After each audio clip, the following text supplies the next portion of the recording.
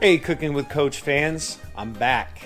This is Coach Striffler, and it's the new year. So, with every new year, you have resolutions or maybe, goals that you want to have for the year. And my goal this year is to shed a few pounds. So, we've been looking at some recipes that are a little bit healthier and trying to just change some daily habits and eat better. So tonight we're going to be cooking some cauliflower crust pizza. So come along and check this out.